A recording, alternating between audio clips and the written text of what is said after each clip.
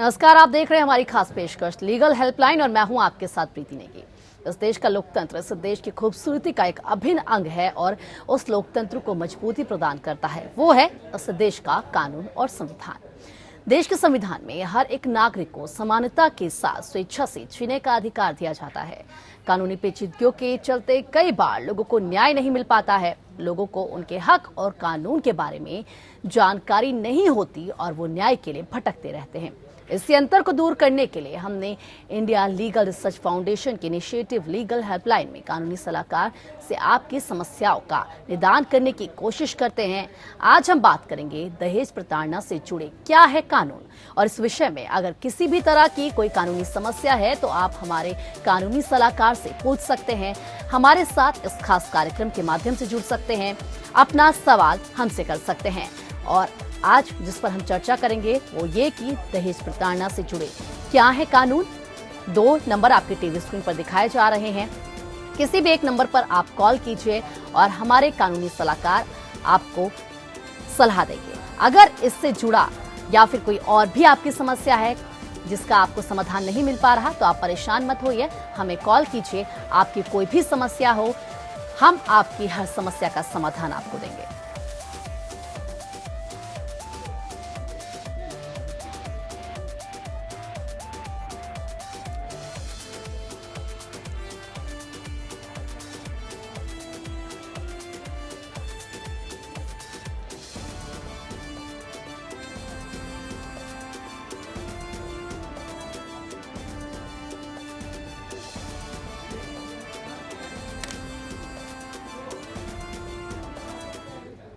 और आज हम इसी पर चर्चा करेंगे कि दहेज प्रताड़ना से जुड़े क्या कानून हैं। हमारे साथ रितेंद्रा मिश्रा जी अधिवक्ता इलाहाबाद हाईकोर्ट के जुड़ चुके हैं। इसी के साथ जनलक्ष्मी हैं अधिवक्ता इलाहाबाद हाईकोर्ट लखनऊ बेंच से हमारे साथ जुड़ चुके हैं।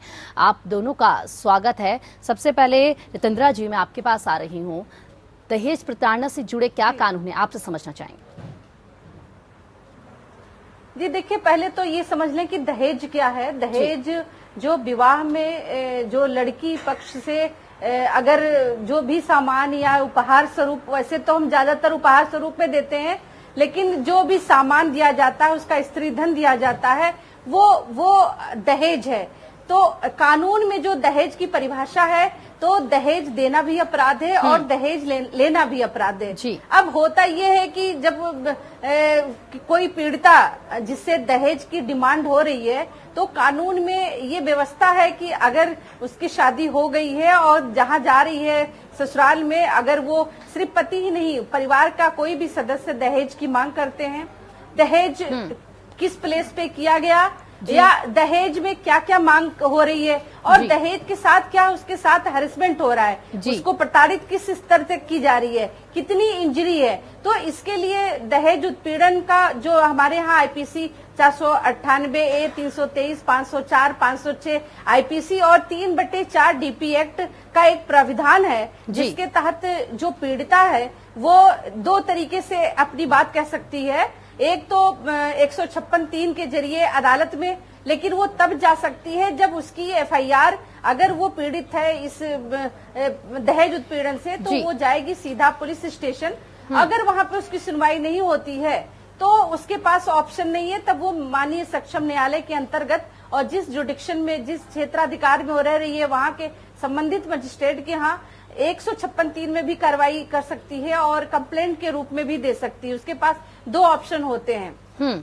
और कभी कभी ऐसा भी होता है कि अगर कोई पीड़िता 156(3) में एप्लीकेशन दहेज उत्पीड़न का किया तो थाने से रिपोर्ट आ जाती है, पंजीकृत नहीं किया मामले को, तो वो इनहेरेंट पावर है कोर्ट को कि वो उस 156(3) की प्रोसीडिंग को वो कंप्लेंट में भी ट्रीट कर लेता है। तो जब कंप्लेंट ट्रीट कर देता है तो उसमें उसके बयान भी होते हैं, 200 के बयान होते हैं पीड़िता का स्वयं का, या 202 के जो सपोर्टिंग में उसके जो 2 बयान होते हैं, उस आधार पे कोर्ट संज्ञान लेकर और दहेज की मांग हुई है, कहाँ पे मांग हुई है, की गई है, या क्या उत्पीड़न किया गया उसके साथ, ये उसको जो है उस धारा में संज्ञान लेते हुए उसको तलब कर लेती है कोर्ट पे।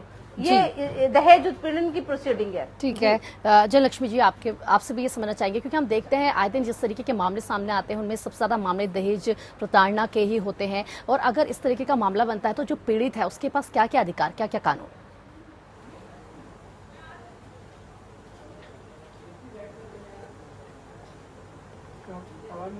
जयलक्ष्मी जी, मेरी आवाज? जी जी जी, आपकी आवाज आ रही है जी जी। जैसा कि आपने बताया कि दहेज उत्पीड़न के 498 में ये होता है कि जब लड़की ससुराल जाती है तो उसको जो पहले जो दिया जाता था स्त्री धन जो भी दिया जाता था, अब उसको एक तरह का वो मान लिए है कि नहीं, वो लड़की लेके आई है, क्या लाई है, और इस तरह से उसके साथ जब मतलब जबरन मानसिक प्रताड़ना भी करते हैं जी। कभी कभी तो होता है ना कि हाँ ठीक है, भाई जो ही लड़की जाती है लोग लेके जाते हैं, देते हैं, माँ बाप प्यार में देते हैं, उस प्यार को उन लोगों ने ससुराल में अगर उसको अपना अधिकार समझते हैं और बार बार ये कहते हैं कि आप क्या लेके आई हैं, क्यों नहीं, इसके लिए हमारी कानून व्यवस्था पूरी वो है। और अगर वो लड़की ये कहती है कि हाँ मेरा मानसिक उत्पीड़न किया गया या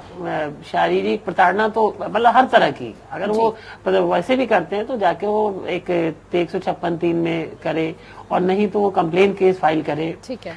और पूरी तरह से उसके साथ न्याय होता है जी। और सबसे बड़ी चीज ये दहेज जो है वो एक तरह का सब जानते हैं कि बहुत गलत है, लेकिन फिर भी समाज में ये हमारे लिए अभिशाप होता जा रहा है। बिल्कुल। तो इसमें मैडम विस्तार से हम इस पर चर्चा करेंगे। हमारे हमारे दर्शक लगातार हमें कॉल कर रहे हैं, उनकी भी समस्या जान लेते हैं।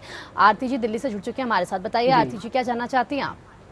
मैडम ऐसा है कि मेरी ना FIR ना वुमेन हेल्थ से मतलब दर्ज हो चुकी है, रजिस्टर्ड हो चुकी है, लेकिन थाने में आ गई है, साल होने वाला है। जब हम जाते हैं वो मैडम कहती है अभी वेरिफिकेशन कर रहे हैं, अभी ये कर रहे हैं, अभी वो कर रहे हैं, साल होने वाला। थाने में भी साल वुमेन सेल में चली, साल यहाँ हो गया। तो मैडम कितने टाइम तक हमारी FIR यहाँ से कोर्ट जाएगी? मैं ये पूछ, किससे जुड़ी FIR दर्ज कराई आपने मामला? आरती जी आवाज आ रही है आप तक मेरी? जी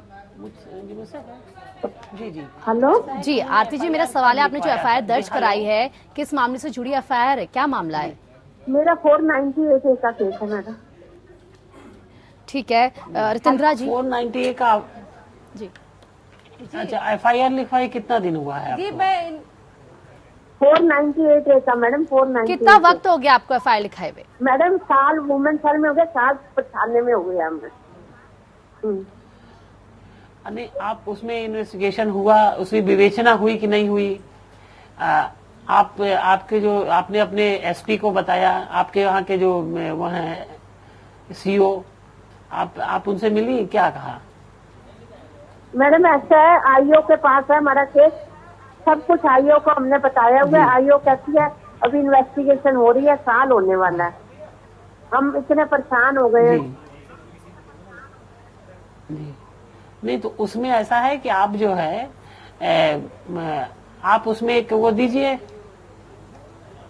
एक उसको आप अपने उनको जो है जाइए, वो बोलिए उनसे,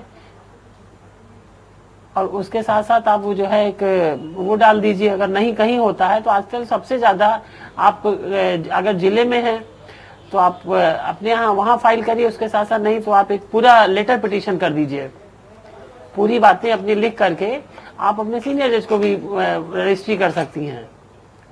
जी। अगर आपका कहीं कोई नहीं सुनता है, आपका DM नहीं सुनता है, SP नहीं सुनता है, कोई नहीं सुनता है, तो आप एक पूरी बात लिख करके लेटर पिटीशन के जरिए आप एक अपने सीनियर जज को भेज दीजिए कि मेरे साथ ऐसा ऐसा हो रहा है, तो वो तुरंत संज्ञान में लेंगे।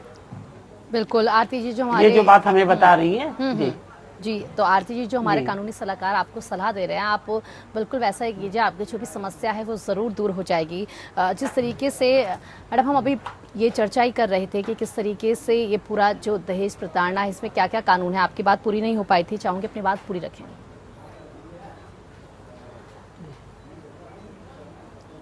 जयलक्ष्मी जी। जी जी, आवाज नहीं आई जी। जी मैडम, जिस तरीके से हम अभी चर्चा कर रहे थे, आपकी बात पूरी नहीं हो पाई थी, चर्चा हमारी रुक गई थी, मैं चाहूंगी अपनी बात पूरी कीजिए आप। जी जी, ये 498A के संबंध में जी इसमें यही कह रहे हैं कि यदि अगर ससुराल में लड़की के किसी भी तरह का मांग होती है, किसी प्रकार के उलाहना मांग करते हैं, उसके साथ साथ वो मानसिक रूप से भी उसको कष्ट पहुंचाते हैं। कभी कभी होता है कि शारीरिक नहीं भी करते हैं, तो मानसिक रूप से उसको उस ससुराल में उसके पति के परिवार के लोग यदि कोई भी कोई मानसिक उत्पीड़न भी करते हैं, तो भी वो जा करके उसको वो अपनी बात को ले जा करके FIR करे उसको। जी बिल्कुल। और हमारे दर्शक हमारे साथ जुड़ चुके हैं इलाहाबाद से। रुपेश बताइए क्या समस्या आपकी? कोर्ट के परिवार में मेरी पत्नी ने अपने को विधवा बताकर मुझसे शादी की है, लिखकर परिवार तक दाखिल किया है, जबकि उसका पति जीवित थे। कोर्ट में भी मजिस्ट्रेट के समक्ष आरोप पूर्व साक्ष्य के समय भी गवाह भी उक्त शादी के समय परिवादिनी के पति की मृत्यु हो गई थी बताती है, जबकि उसकी मृत्यु बाद में हुई, जिसका मृत्यु प्रमाण पत्र है। ऐसी स्थिति में धारा 344 की शिकायत की जा सकती है। जितेंद्रा जी बिल्कुल की जा सकती है। ऐसा है कि इनको तो पहली बार तो पता था कि उन्होंने मतलब छुपा के तथ्यों को अगर शादी की है इनसे, तो ये एक कंप्लेंट उसके खिलाफ जो भी हो छिपाए हुए तथ्य को के आधार पे, और इसके साथ जो इनके साथ हरेसमेंट हो रहा है 323, 504, 506 के अंतर्गत एक कंप्लेंट ये फाइल कर सकते हैं। तो इनके पास भी दो ऑप्शन है। ये चाहे तो पहले ये ट्राई कर सकते हैं वहां पे क्या नाम है थाने में। अगर थाने में सुनवाई नहीं होती है तो ये जो 340 के प्रोसीडिंग बता रहे हैं, इसके अंतर्गत ये कोर्ट में इसको संज्ञान में लिया जा सकता है। जी रुपेश जी, तो जो सलाह हमारे कानूनी सलाहकारों ने आपको दी है, जरूर आपकी जो भी समस्या है इससे वो दूर होगी। जिस तरीके से क्योंकि दहेज प्रताड़ना के मामले में पति और उसके परिवार की तुरंत गिरफ्तारी को लेकर भी सुप्रीम कोर्ट ने फैसला दिया हुआ है। ऐसे में जो दहेज से प्रताड़ित जो महिला होती है, कहीं ना कहीं ये उसके लिए एक अगर हम इसको देखें बड़ा फैसले के तौर पर, क्योंकि जिस तरीके से कई बार महिलाएं इस प्रॉब्लम से जूझ रही होती हैं, लेकिन इसको का जो आदेश है उनके बाद उनके लिए राहत जरूर मिली है। जितेंद्रा जी देखिए, मैं इस पे कुछ कहना चाहूंगी और बल्कि मैं बताना भी चाहूंगी दर्शकों को कि जब 498 की FIR थाने में दर्ज होती है तो इस पे सुप्रीम कोर्ट की या कोर्ट की खुद भी एक कोशिश होती है कि मीडिएशन हो जाए इसका। और चूंकि सुप्रीम कोर्ट ने गाइडलाइन दी है, तो जब FIR कोई पीड़िता कराती है तो वो थाने से चली जाती है मीडिएशन सेंटर। मीडिएशन सेंटर में उनको 3 महीने का टाइम होता है। उस 3 महीने के टाइम में जो काउंसलर होते हैं, मीडिएटर होते हैं, वो पूरी कोशिश करते हैं कि जो इनकी समस्याएं हैं, अगर छोटी समस्याएं हैं, बहुत मेजर प्रॉब्लम नहीं है, तो उसको अपने स्तर से उसको हल कर ले। और अगर वो समस्या हल नहीं हो पाती है, तब वो काउंसलिंग फेल्ड होके फिर पुनः वापस थाने में चली जाती है, जहां पे चार्जशीट की इन्वेस्टिगेशन के लिए, चार्जशीट लगने के लिए जो IO होता है वो पूरे अपने अधिकार का प्रयोग करता है और वो चार्जशीटेड कर देता है कोर्ट में। अच्छा, मैं यहाँ पे अभी मैं बता दूंगी, अभी एक दर्शक ने प्रश्न किया था कि अगर चार्जशीट डिले करने की कंडीशन दिख रही है आपको, तो आपके पास 2 ऑप्शन है। एक तो देखिए, कोर्ट उसमें इंटरफेयर नहीं करती है दौरान विवेचना के, लेकिन आप जो संबंधित कोर्ट है उस कोर्ट के अंदर आप एक प्रगति आख्या मंगा सकते हैं कोर्ट में। SP DIG इसमें कोई मदद नहीं करते।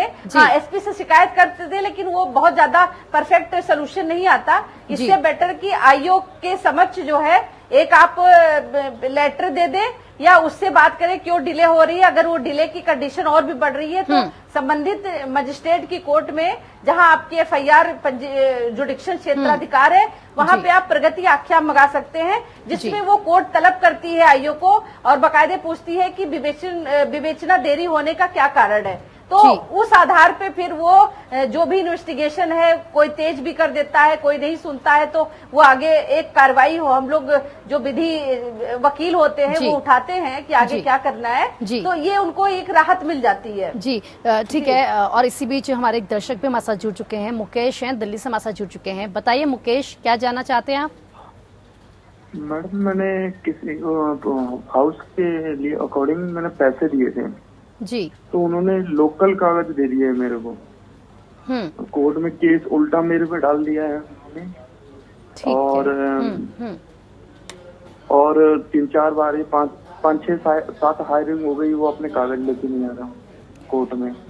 जी जयलक्ष्मी जी, आपसे चाहूंगी ये जानना, क्योंकि जिस तरीके से बता रहे हैं कि ये घर से रिलेटेड जो पेपर्स है लोकल, इनको पेपर दिए गए, उल्टा इन्हीं को केस में फंसा दिया है, क्या सलाह देना चाहेंगे इन्हें? इनको जो पेपर दिया गया वो किसने, महिला ने दिया?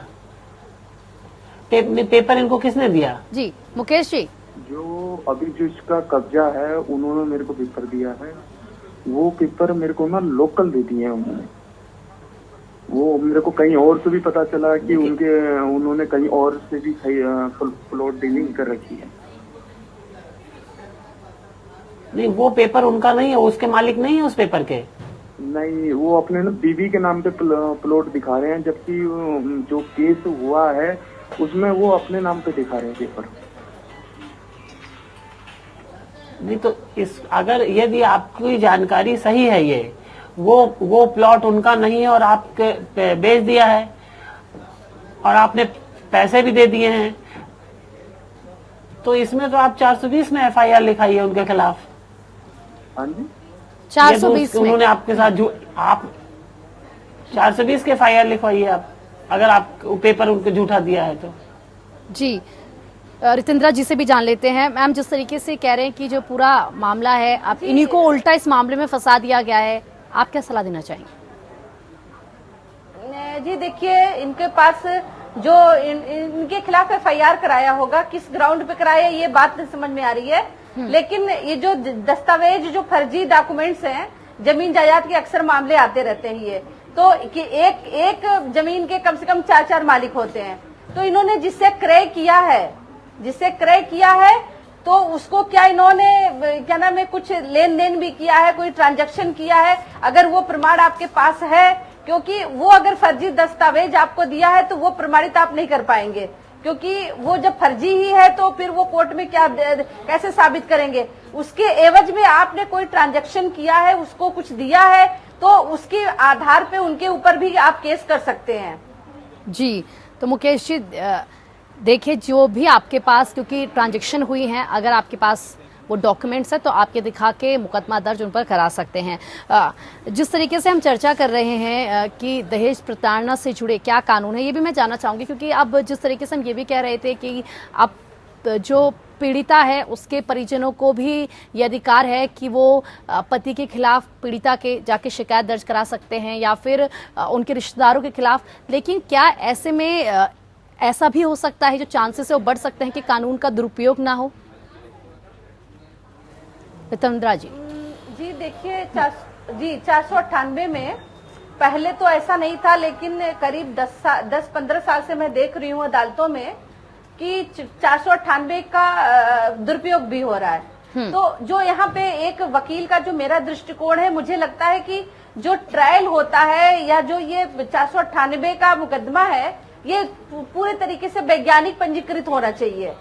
अब जो दहेज का लेन देन है उसकी कोई लिखा पढ़ी नहीं होती है। कभी कभी क्या होता है कि जो वास्तव में, देखिए, कोई भी माँ बाप बिना दहेज के तो शादी नहीं करता, लेकिन उसके पास जब हम ट्रायल की पोजीशन में दहेज उत्पीड़न के मुकदमे को लेके चलते हैं तो वहाँ पे हमारे सामने बहुत समस्या आती है कि हम उसको सिद्ध कैसे करें। सिर्फ हमने कह दिया इससे तो सिद्ध नहीं हो जाएगा कि हमने इतना दे दिया। कोई अगर हमने पैसे मनी की कोई दस्तावेजीकरण की है, चाहे वो बैंक से, चाहे वो लिखा पढ़ी से, वो हम सिद्ध कर देते हैं। या मान लीजिए सामान है, गृहस्थी का सामान, हम अमूमन लिखा देते हैं कि हमको पूरा गृहस्थी का सामान दिया था, लेकिन वो कहीं न कहीं इसका भी मुझे लगता है कि दुरुपयोग ना हो, एक वो भी हो, एक वैज्ञानिक प्रयोग से भी इसकी प्रामाणिकता की जरूरत है जी। और यहाँ पे एक चीज और मैं बता दूं कि यहाँ मिसयूज कहाँ हो रहा है। होता यह है कि हमारे यहाँ 3/4 डीपी एक्ट, जो दहेज प्रतिषेध अधिनियम है, वो सिर्फ 7 साल तक लागू होता है और आज की स्थिति में कहीं कहीं ये देखने को मिलता है कि वो 15 साल हो गए, 10 साल हो गए, 8 साल हो गए लड़की की शादी, तो भी 498, 323, 504, 506 के साथ जी। वो डीपी एक्ट भी लगा देते हैं, जी। जो कि ये जो विवेचक को देखना चाहिए कि क्या ये कानून उस पर लागू होगा या नहीं। जी। तो इससे मिसयूज होता है। यहाँ पे जरूरत है विवेचक को, क्योंकि प्रथम जो इन्वेस्टिगेशन जी। है वो विवेचक करता है, तो विवेचक तो अपनी कलम नहीं चलाना चाहता है। और होता भी वही है कि जब अदालतों में आता है तो जो गवाही वो विवेचक की जो गवाही होती है वो बहुत तर्कपूर्ण नहीं ठीक होती है, वो बयान जो पीड़िता के बयान पे ही वो सारी निर्भर होती है बस। जी। तो यहाँ कुछ एक अमेंडमेंट की भी जरूरत है, मुझे लग रहा है बिल्कुल। कानून में। और इसी बीच बिहार से हमारे दर्शक जुड़ चुके हैं हमारे साथ। सरफराज जी बताइए, क्या जानना चाहते हैं आप? मैम, मैं जानना चाहता हूँ कि मैं एक सेशन कोर्ट में रिवीजन फाइल किया था। जी, फिर से अपना सवाल दोहराएगा। मैं एक सेशन कोर्ट में रिवीजन फाइल किया था, जी। तो वो डिसमिस हो गया, तो मैं क्या हाई कोर्ट में अपील फिर से रिवीजन फाइल कर सकता हूँ क्या? जय लक्ष्मी जी। जी, रिवीजन में आपने रिवीजन कब फाइल किया था आपने? ये जून में फाइल किया था मैं, 6 जून को। अभी आज डिसमिस हो गया। हाँ, तो और रिवीजन में केस जो हुआ था वो गलत केस, पुलिस ने गलत रिपोर्ट लिखा था। मैं आउट ऑफ इंडिया था और मेरे ऊपर केस हो गया था, मैं इसलिए रिवीजन में गया था। जी, तो मैं वही पूछना चाहती हूँ कि मतलब मैं फिर रिवीजन हाई कोर्ट में फाइल करूँ या 482 का कुछ ऐसा इस्तेमाल कर सकता हूँ? जी। आप कहाँ से बोल रहे हैं आप? बिहार मैं से। बिहार से बोल रहा हूँ। जी जी जी। हाँ, आप ऐसा है कि अगर आपका वो है तो आप 482 में आप वहाँ आ सकते हैं हाई कोर्ट में। जी। हाई कोर्ट में आप फाइल कर सकते हैं। जी जी जी बिल्कुल। लक्ष्मी जी बिल्कुल। तो जिस तरीके से हम चर्चा कर रहे हैं कि दहेज प्रताड़ना से जुड़े, जी लक्ष्मी जी। दहेज प्रताड़ना, जी बिल्कुल, मैं यही कहती थी, हमारे दर्शक लगातार हमारे साथ जुड़ रहे हैं। आपने हमारे सभी जो दर्शक हमारे साथ जुड़े उनकी जो भी समस्या था उसका निदान किया। आप दोनों का हमारे साथ जुड़ने के लिए शुक्रिया। रितेंद्रा जी हमारे साथ जुड़ने के लिए आपका शुक्रिया। जनलक्ष्मी जी आपका भी बहुत बहुत शुक्रिया हमारे साथ जुड़ने के लिए। और आज दहेज प्रताड़ना से जुड़े कानूनों पर हमने चर्चा की, क्या कानून है इसको लेकर हमने चर्चा की। तो लीगल हेल्पलाइन में फिलहाल इतना ही, लेकिन खबरों का सिलसिला लगातार जारी है।